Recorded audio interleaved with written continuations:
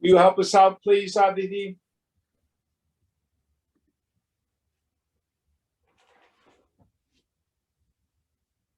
I think you're muted. We're on chapter 18, verse 69. Can you hear her easily?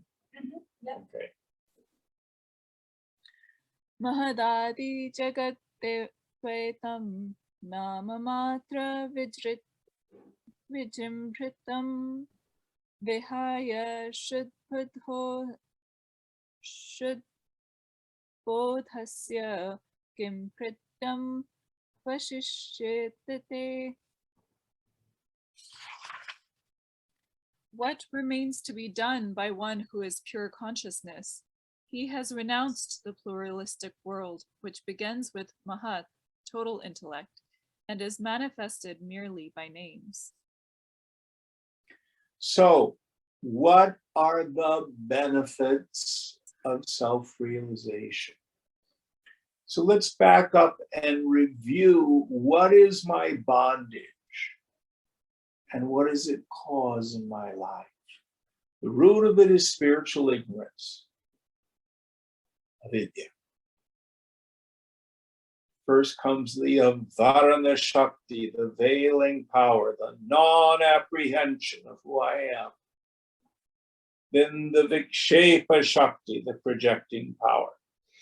Yoga Vasishta reduces the whole thing to three ideas. I think I'm a person, jiva bhavana. The world of name and form is separate from me. I have some goal, either fix the world or fix me. And this third idea, kartavya. There's things I need to do in order to be happy, to go from point A to point B.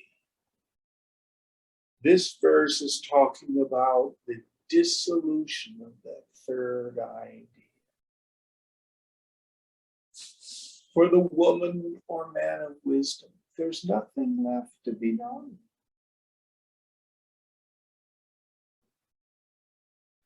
Does that mean they sit idly by? Maybe. Or maybe not.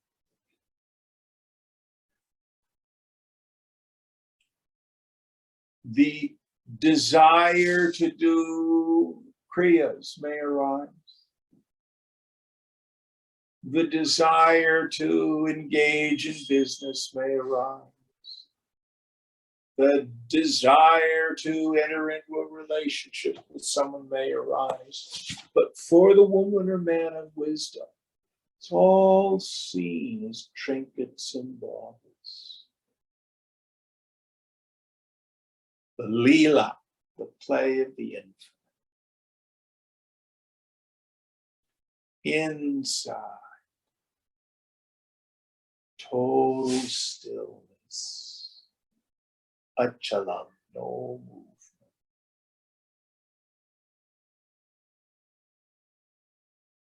Parama Shanti, supremely peace.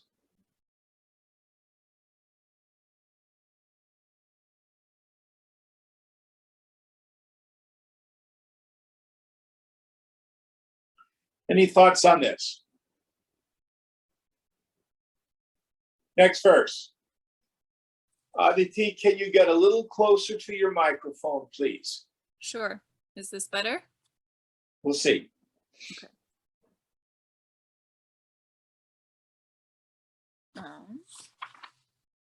Sorry, 1 second. Brahmabhutamidam sarvam kinchinna astiti nishchayi alakshya spurana shuddha svabhaveneva shamyati. The Pure One knows with certitude that this universe is the product of illusion and that nothing really exists. The imperceptible self is revealed to him and he naturally becomes tranquil. Yes. So again, Yoga Vasishta gives us these three questions. Who am I? What is this world? How has it come about? So once I've seen Aham Brahmasmi, I am that infinite space of consciousness. And what is this world? Now we have two scriptural statements that we have to reconcile. Brahma Satyam Jagan Mithya. Brahman alone is real. The phenomenal world is illusion. Mithya. Vaitatya. False. Bhranti. Delusion. But wait a minute.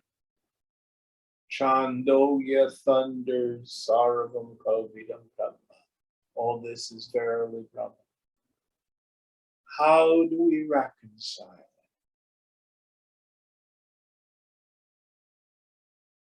The material cause of the universe, the stuff out of which it's made, is consciousness.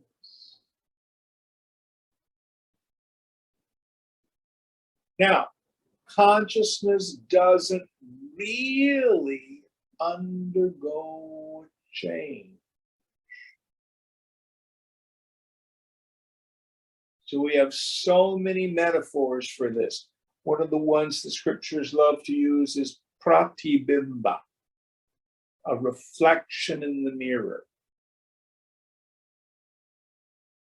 So if Fang and I were to stand next to each other in the bathroom looking into the mirror, two faces in the mirror, an attractive young lady and an old fat man. But if Fang goes in the bathroom and looks in the mirror by herself, or I go in, has the mirror itself changed? No.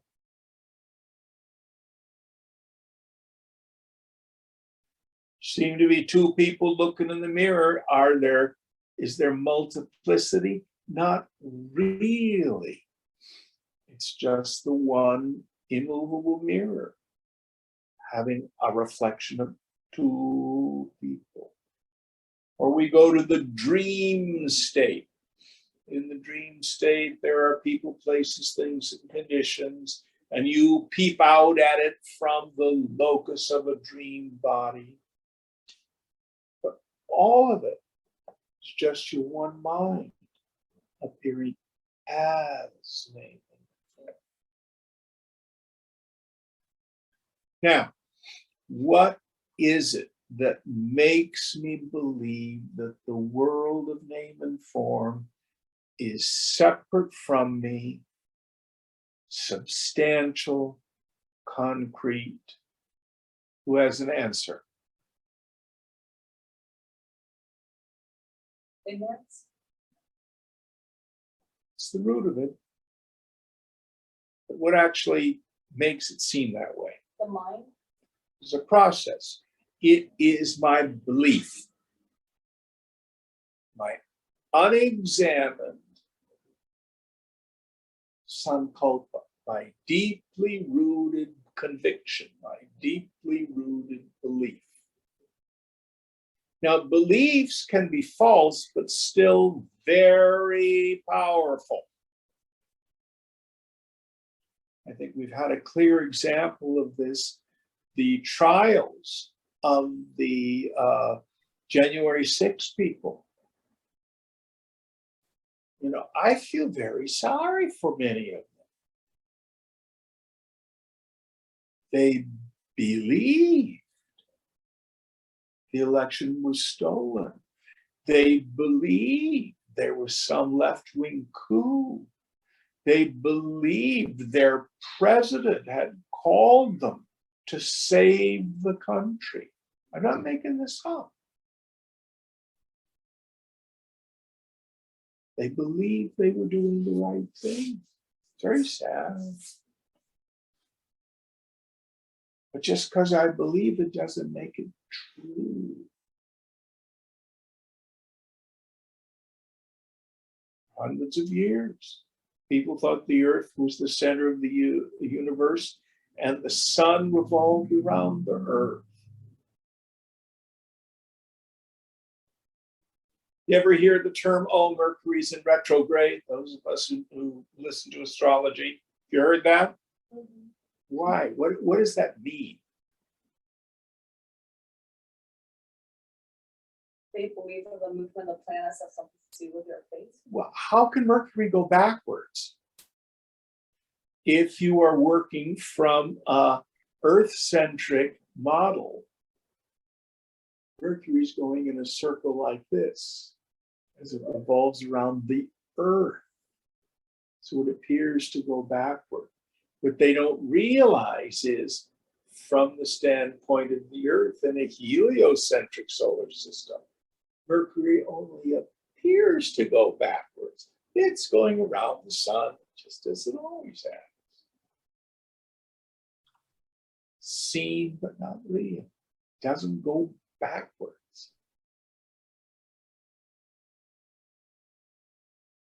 So also, what is this world of name and form?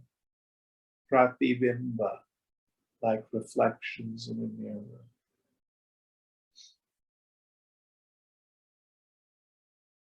Like the mirage waters in the desert. Now, the practice that's implied here, we start with beginning to question the concrete reality of our senses. Are you at least open to the idea? The world is like a dream. And as soon as we begin to question and to investigate, the grip of that belief starts to loosen.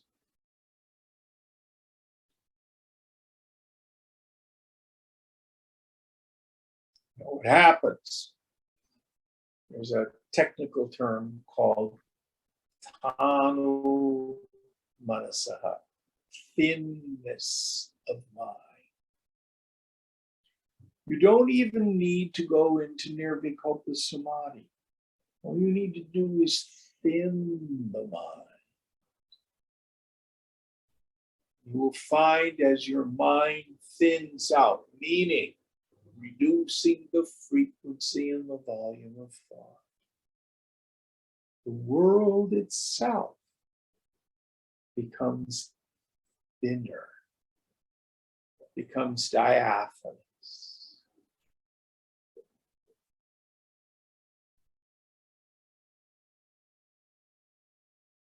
So, for example, there's lots of people who pay no attention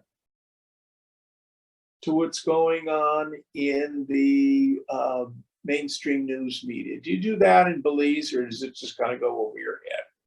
I follow it some. I follow it some. But most of the time, no, they're more interested in Belizean news. Yeah. You come up here, it's on the television and the newspapers. But there's a kind of almost unreality to it when you don't pay attention to it. Does that make sense? Oh, yeah. Yeah.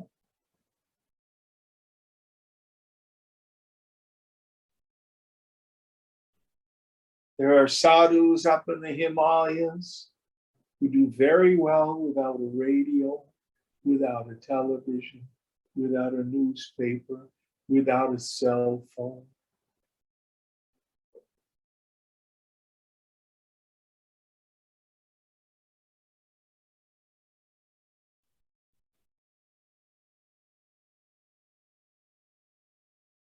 Now, doesn't mean we have to avoid the newspaper.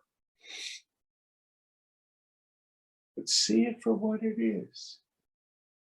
It's just the show, it's just the leela. It's all going to work out. It's all going to be okay.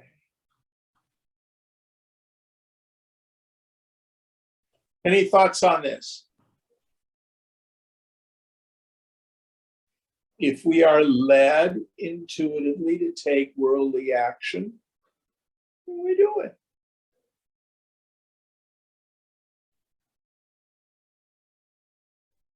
Next verse.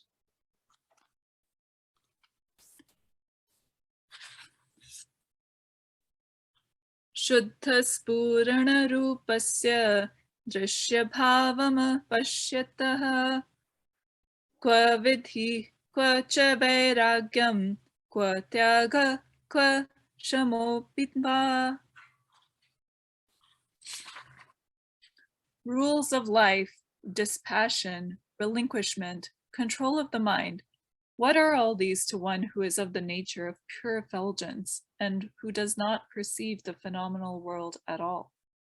So the woman or man of wisdom is out of control. The rules of life, I should do this, I should not do that. Oh, I need to renounce all the practices we've been taught. They fall away when you have the Paramashanti, the supreme peace of abiding in the self. Now again,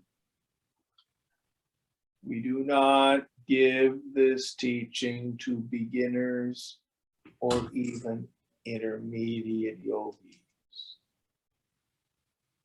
Because if you take on this teaching too soon, it becomes license, not liberty. It's a way to justify all sorts of nonsensical bad behavior.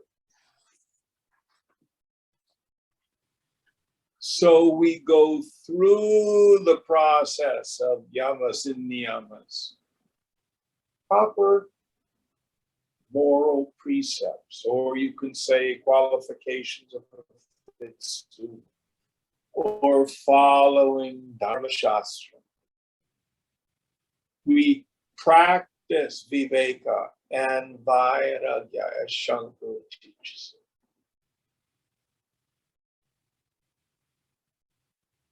Until the mind attains samadhi, you can tune up the mind. Abide in the self. And we need to stay constantly in that state until all the vasanas are gone. Then give up the yogi, give up the mumukshu, give up the seeker after liberation.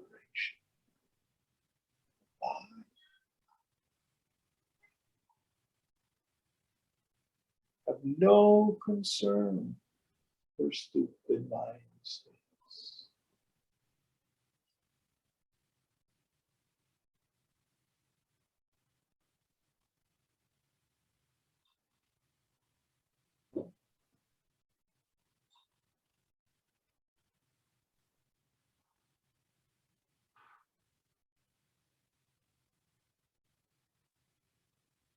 Any thoughts on this?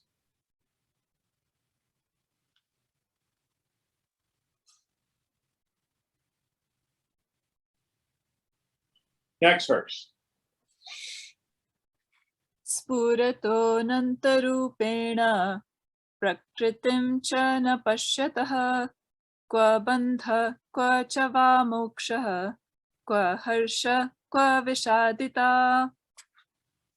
Where is bondage? Where is liberation? Where is joy? Where is sorrow? For one who does not perceive nature, the relative existence, but sees only the self shining in endless forms.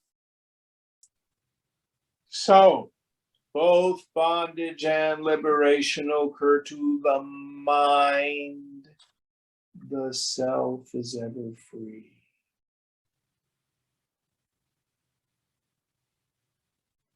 So the ego puts forward this notion, it can't help it. I'm in bondage. I'm going to do my yoga so I can be a liberated soul. I'm a person who's now realized.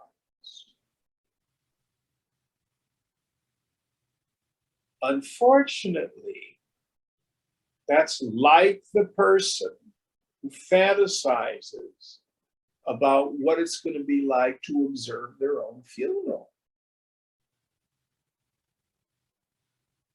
What's the one fact about your own funeral? You won't be there. In the body. So also, the mark of the man or woman of wisdom, they've scrubbed off that personal sense of self.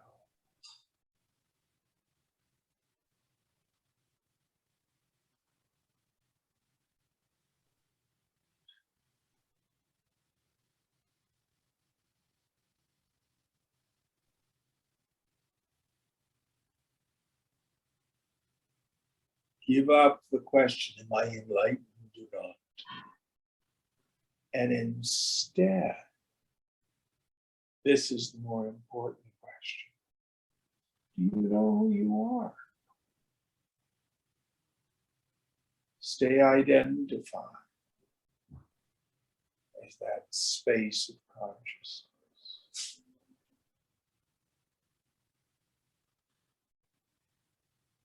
See the world, see your own body, see your own mind states. It's fundamentally unreal and illusory. You can't think a real thought. You're concerned with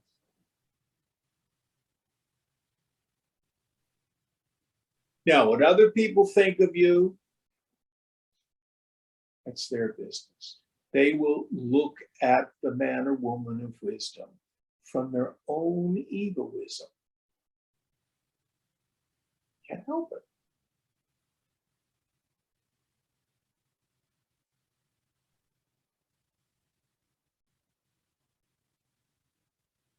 I need to use the loo real quickly. I'll be right back.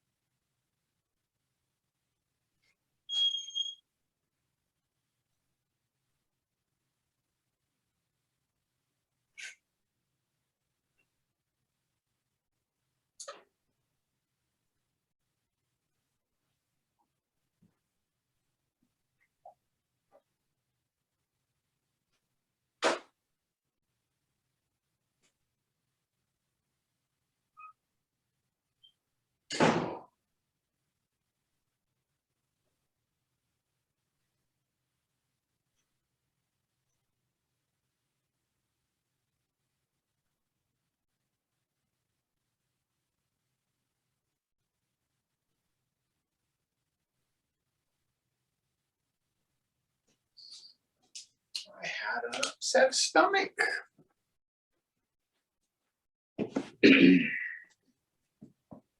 Next verse.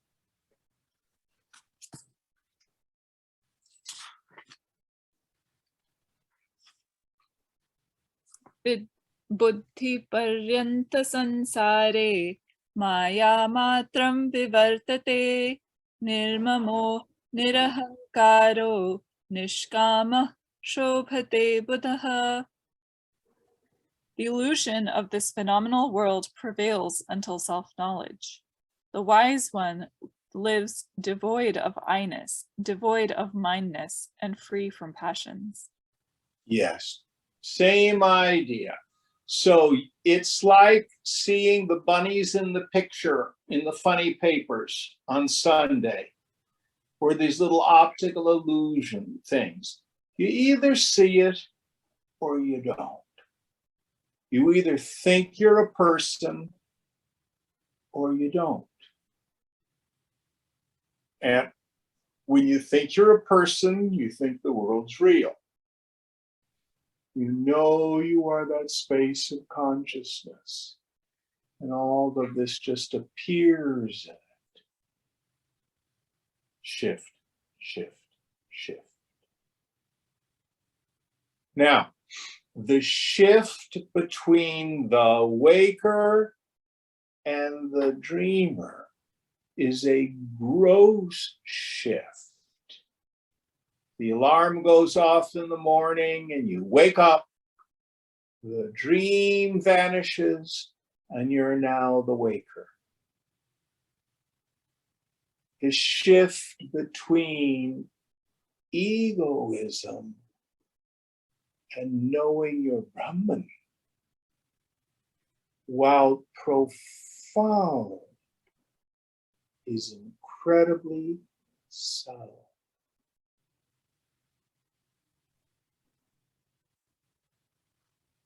Thought I was a person, I looked within, space between my thoughts. Who am I? Oh, Chidananda Rupa. I'm in the form of bliss consciousness. And the person is gone. Just like the dreamer was gone.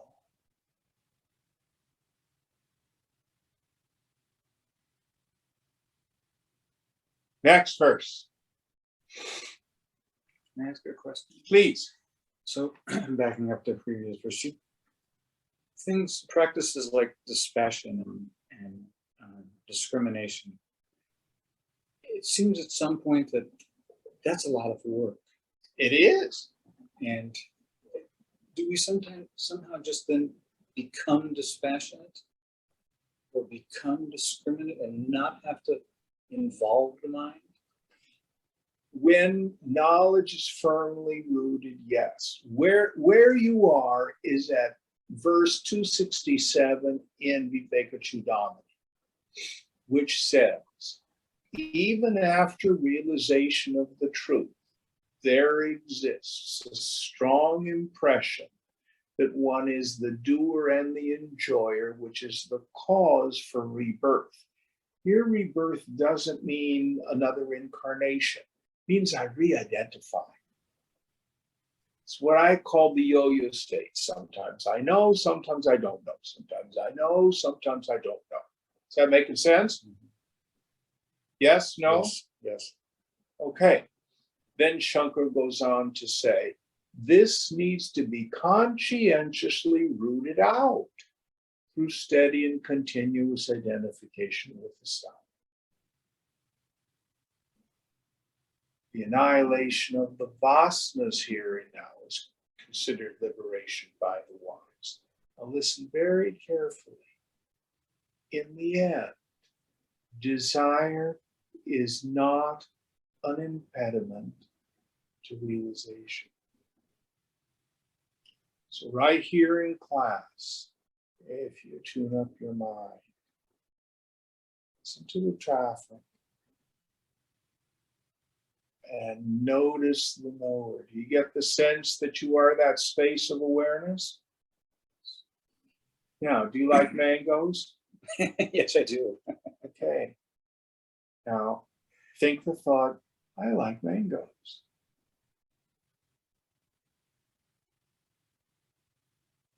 Now, you didn't lose apprehension of yourself.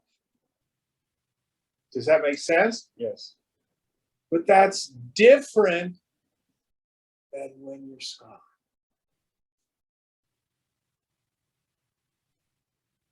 So you're right. In the end, all these practices of discrimination, dispatch, we let them go. When you really get it, before you really see it, then it's like everything is so close up. You have to continue to practice discrimination. But it is no effort for you to know you're not a candle. Are you a candle? Yeah. Right now, it's like the person who walks around carrying a clay pot. Jim, why are you carrying that clay pot? I'm not carrying a clay pot. I am a clay pot. No, you're not. You're carrying a clay pot. Don't bother me with those sorts of things. I'm a clay pot. So I'm so hugging and identified with the body. Now, I just went through a marvelous section in Vivekachudamani with a student last night. And Shankara is very clear about something. He talks about the karta, the doer, being an element in the Vijnanamaya kosha, the subtlest part of the intellect. The important thing to understand is this function in the intellect is not inherently bad. So, for example, did you spend the night in San Jose? Yes. Okay. Then you got in the car and you drove up here, right? Yes. I didn't do that. So at one level, there's this function in the intellect that coordinates the activity with the body, with thought, with memory, with perception. Did you see anything interesting on the freeway on the way up? Sure. Yeah, I didn't. Fang didn't. Now, there's nothing wrong with that. It's not evil. It's just not you. So again, in this wonderful section, right after we go through the negation of the five koshas, he talks about the self as the witness of the ego. Isn't that interesting?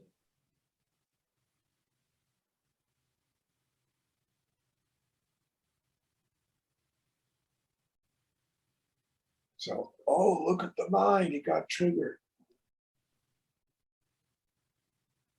But when you're really clear, it's not you, then there's no effort of discrimination. It's just obvious.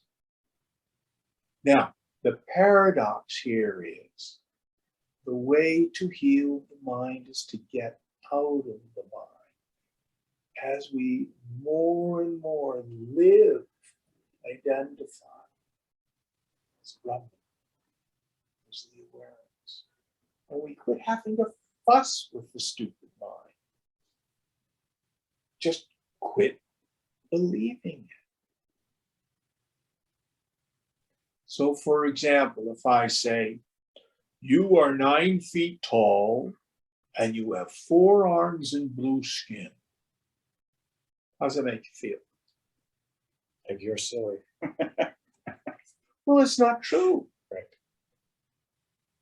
Oh, Scott, you're a really wonderful person, and it warms my heart that you're here in class. Not only that, you're good, intelligent, kind. How does that make you feel? Actually, I don't care. Or But if I, thank you. but to if be I were to say, you're an idiot. You make horrible choices. You're a loser. How does that make you feel? It's the same. Yes. It's no different than the first statement. None of it is true about you. It's all silliness.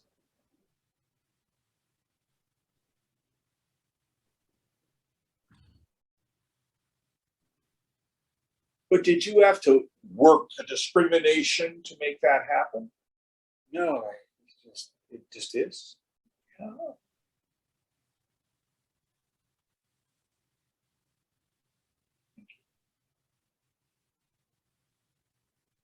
I just wanted to make sure I wasn't just being lazy.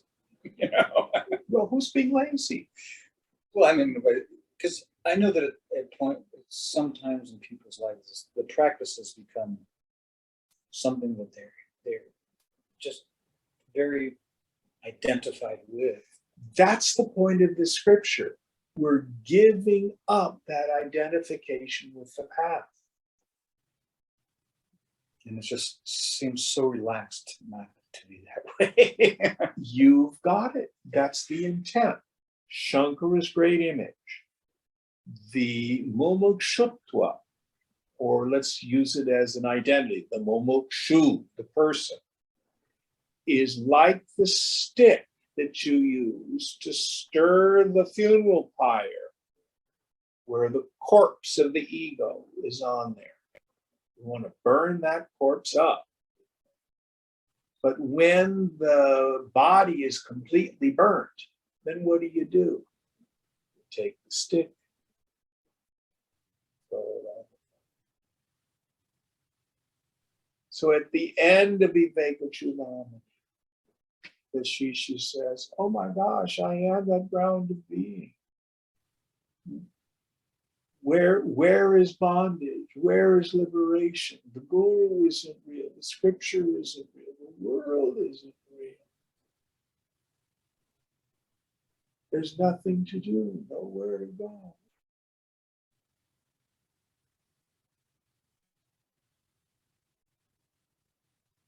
So self-realization will give us two very important things. First of all, what gets realized? Does the self get realized? No. Self is ever free. What does yoga mean? Union of mind to the self. Yes. It isn't the self that gets united with God. I'm practicing being united with my human body. I'm waiting for this body to merge into the human body. There's nonsense. But if I believe I'm a goat or a cow or a horse or a pig, that goat or a cow or horse or pig doesn't change into a human. I just have stupid ideas, which I need to get rid of. That's you. Now, first is what I call existential freedom. Nothing will ever harm you. Nothing ever touches you. You can't be improved. You can't be diminished. Yourself doesn't need enlightening. You are already the lighted being. But the second part, where the F is happiness, because that's what the human mind is concerned with. I want to be happy. Happiness is the mind free from the tyranny of sangraha, attachment, spriha, longing. I have that when I think I'm a person and I'm convinced that the world of name and form is where the joy is, I have to struggle to get there. Let's review Sid's Four Noble Truths. You know about Sid? Siddhartha? I love those. I love those. And I use them all the time on myself. But the name Siddhartha, I can't remember who used that in the book. It's some Buddhist guy. I just think it's funny. First one, life, the way most of us live it, is dukkha, suffering. The cause of suffering is kama, craving, spriha, longing, sangraha, attachment. I'm jonesing for something. Noble truth number 3, freedom from longing is freedom from suffering. And again, when we go through that section on the Anandamaya Kosha in Vivekachudamani, it's so beautifully set forth. What is the Anandamaya Kosha? This is the bliss sheath. We experience it in 2 places, at the satisfaction of a desire. Desire and the object of desire become one. I get a kiss of the bliss of Brahman. In my ignorance, I think it's because the chocolate or the sex or the job or the money, that's where the happiness is. In fact, all I've done is momentarily cease the craving, the attachment. And I prove it in the second place we experience the Anandamaya Kosha, which is deep sleep. Somebody called me like at 7:15 this morning. The phone was out here on the coffee table. I was in bed, it rang and woke me up. I didn't have to get up for another 15 minutes, 40 minutes maybe.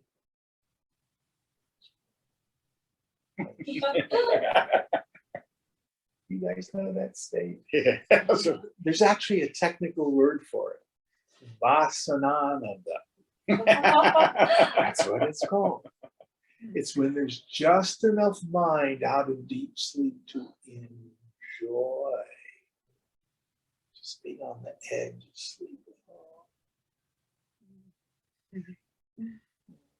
Just 10 more minutes.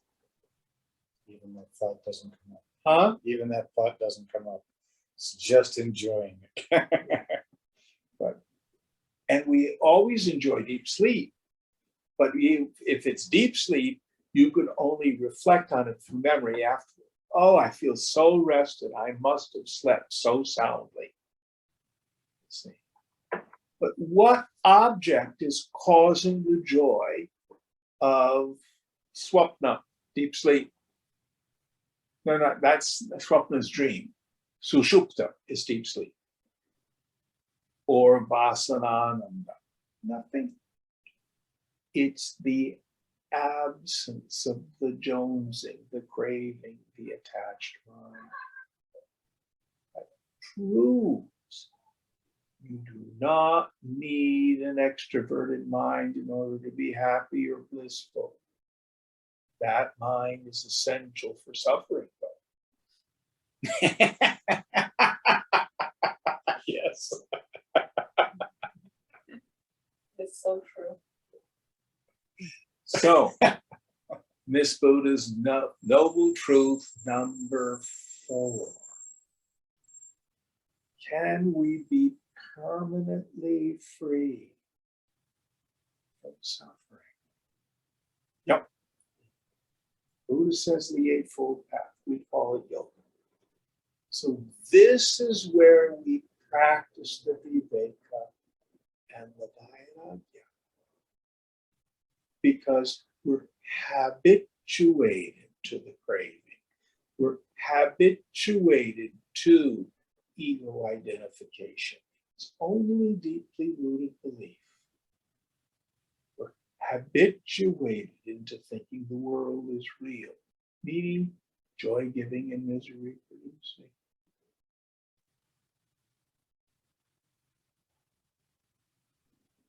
So through investigation, I come to see the illusory nature of this.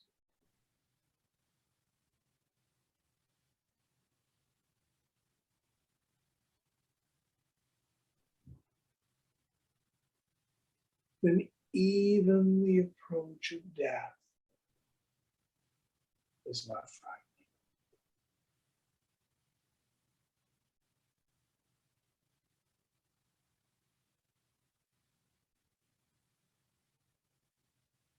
Any thoughts on this? Did this clear your doubt? Yes. Don't have false modesty. I'm just a yogi. I can't even, posit that I might actually have a deep understanding of this world. No.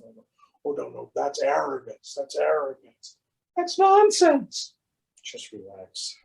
Don't even think it. Well, this is the great advantage of being a Westerner. Indians are so steeped in the beauty and the grandeur and the nobility of the Mahatma, the realized soul, that there's a deep belief, oh, I can't do this. I'm just an ordinary bloke. Westerners don't know any different. Why not?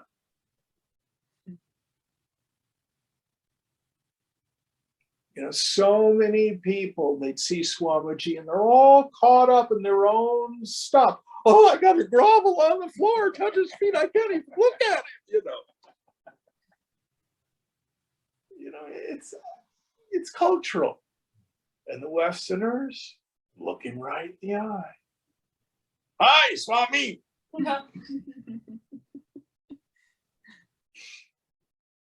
Which he loved. She loved.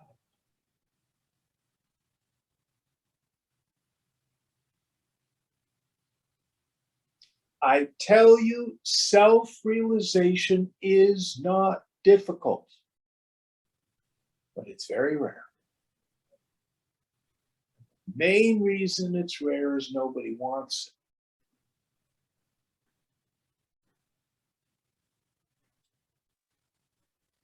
Then, if you want it, Tripura Rahasya says, what is the root cause of liberation?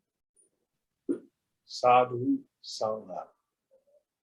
If you meet a person who themselves has traveled the path, then it becomes easy. We have to do the work ourselves. But if you have a sattvic mind, you've done some practice, most importantly, you've got to give the middle finger to the world.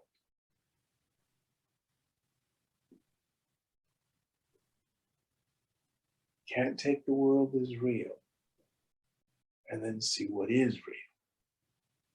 Mutually exclusive.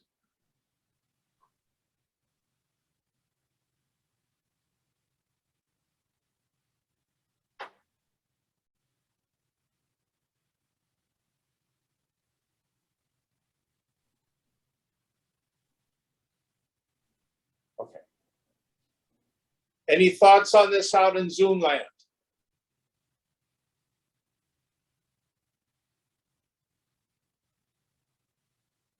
There was a great saint in the mid-20th century. I may have shared this with you before, Meher Baba. And he always used to say, don't worry, be happy. Everybody's already realized. Do you remember that? Oh, and somebody made a song out of it, remember, in the 80s. Yeah. Don't worry, be happy. But the second part of it, everybody's already realized. So we're dealing with two kinds of knowledge. There is a perfect knowledge that cannot be gained, that cannot be lost.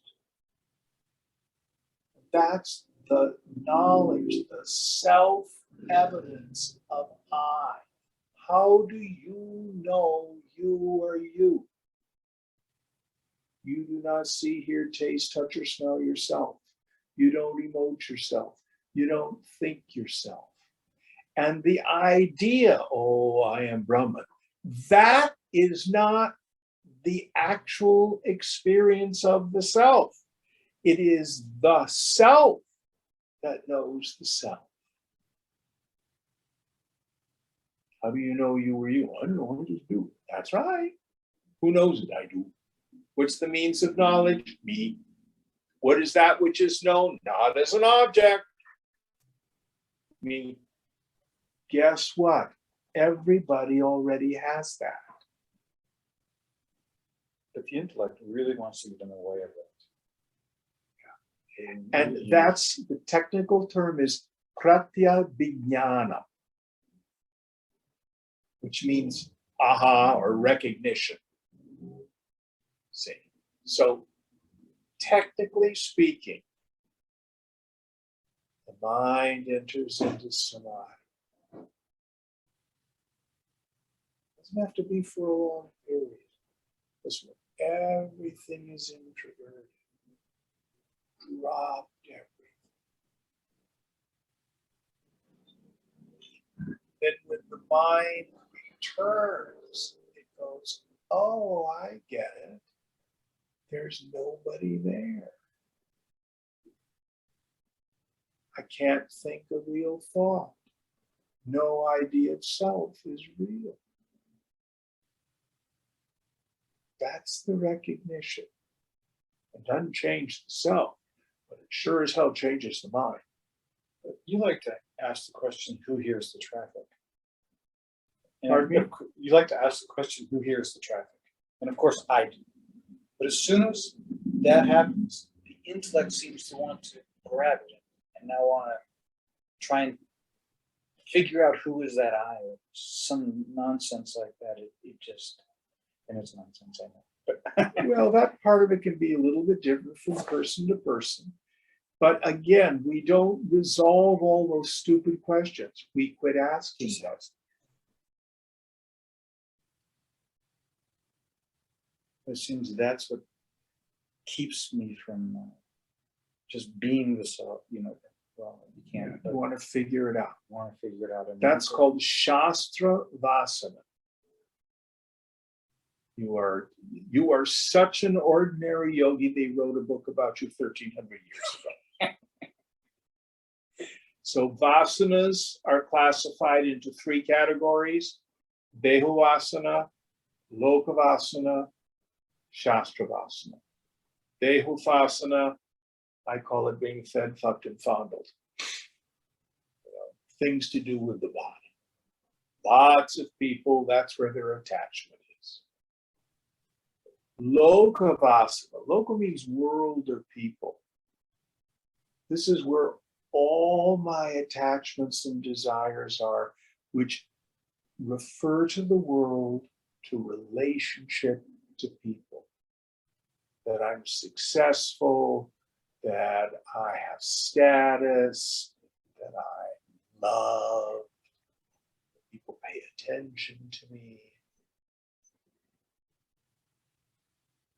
All that stuff is Lokavasana, world of people. Some of us, that's where our major identifications are. Shastravasana literally means unnecessary study of the scriptures. Subtler meanings, I want to figure it out. Making sense? yeah, actually, it feels inside of me more like I just don't want to let go and be still. I want that movement for some reason. But it's not like you want to have movement in the body. No. It's, In the yeah, intellect. Yeah, I've made up this demon named Yebut. Terrible demon. Terrible. Will rob you of your peace. Samadhi just hanging out. Yeah, but what about? Yeah, but what about? Kill that demon.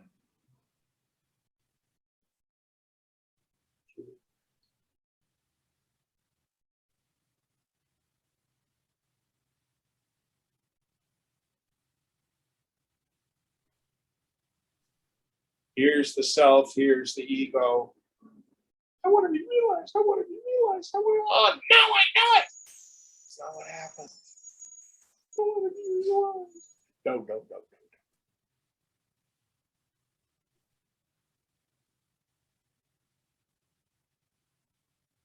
I can realize. No, I've quit asking the questions. Ask me, do I know my essential nature? No doubt.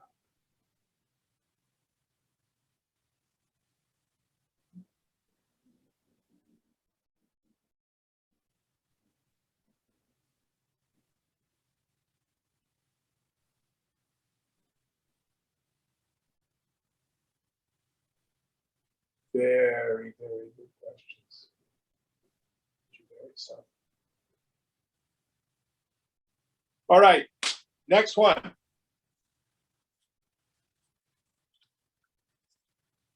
Akshayam gata santapam atmanam pashyato munehe kwa vidya cha kwa va vishwam kwa dehoham mamotiva.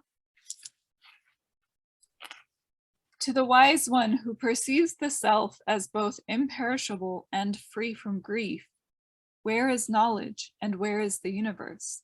Where is the feeling body am I, or the feeling mine is the body? So, just like we were talking earlier, for the person who knows I am Brahman,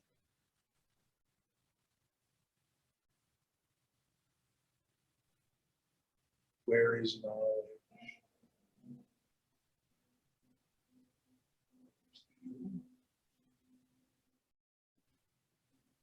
Where is the disciple? Where is the guru?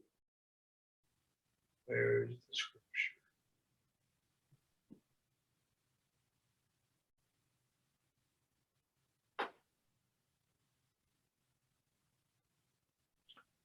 In the Christian mystic tradition, there's a very, very famous book called The Cloud of Unknowing. His basic practice is you place a cloud of forgetting between you and the world, and you place a cloud of unknowing between you and God. I love the word. This isn't ignorance. This isn't not knowing. This is unknowing. You make the deliberate choice.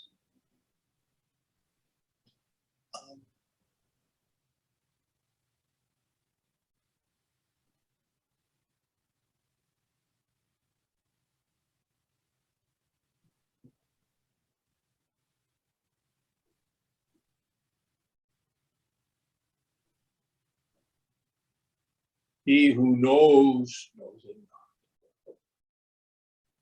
She who knows it not.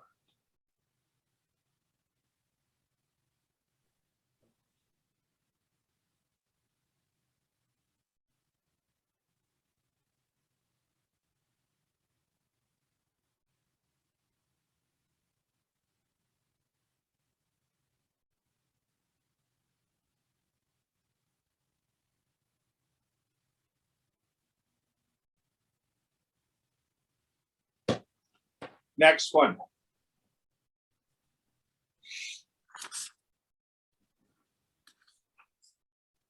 Nirodhatini karmani jahati jaradhir yadi manorathan pralapaksh pralapansha kartum apnotya tatshinat. The moment a man of dull intellect gives up the practices of mental control, he, from that very moment, begins to entertain desires and fancies. So, one of the problems we have for those of us, for example, who are Raja Yogis, and we follow the paths of the Eightfold Path of Ashtanga Yoga or Raja Yoga, we may be able to stop the mind through pranayama and the various bandhas and things like that, and have some ecstatic experiences because of that. But if there's still vasana, as soon as you let go of the practice, ego comes back, the world comes back, and you're filled with desires and practices and stuff like that. If you've got a good yoga teacher, you will get abhyasa vairagya. That's like in the second chapter, I think. Maybe it's in the first chapter of the Yoga Sutra.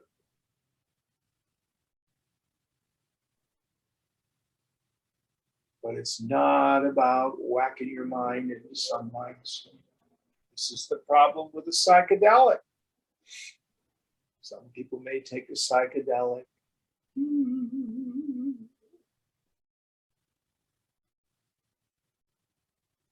Oh, I had all these insights about my family. What? And then 3 months later, you're screaming at your mother again.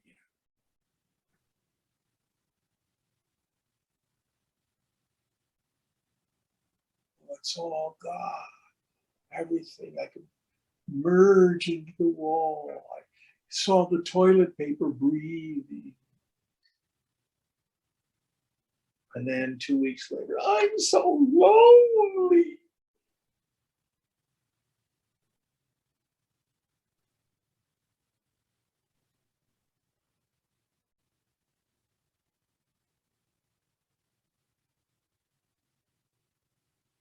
No substitute for doing the manual labor.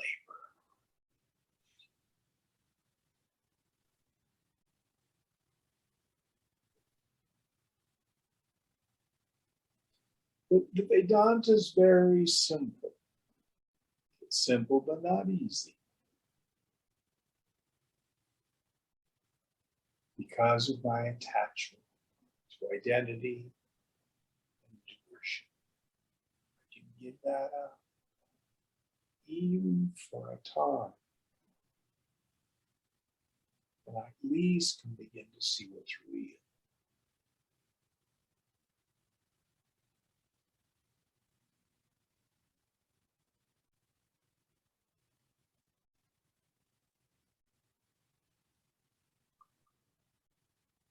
It's like a minute up. Do you need to boogie? The train is like 5 minutes delayed, so it's actually 3 minutes to noon, but I can leave around noon. Yeah. Okay, we'll do one more then. Thank you. No, we'll quit here. Om Purnamada Purnamidam Purnat Purnamudachyate Purnasya Purnamadaya Purnameva Vashishyate. Om Shanti Shanti Shanti. Hari Om Sri Guru Pyo Namaha. Hari Om. Om.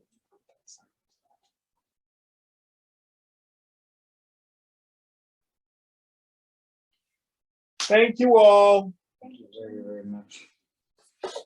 As it turns out, the train is no longer delayed. I don't know how this happens on the first time here, but I still didn't hear what you said. oh, sorry, Jim. So the train was delayed and now it's no longer delayed. So I'm gonna have to find out again. Sorry. All right.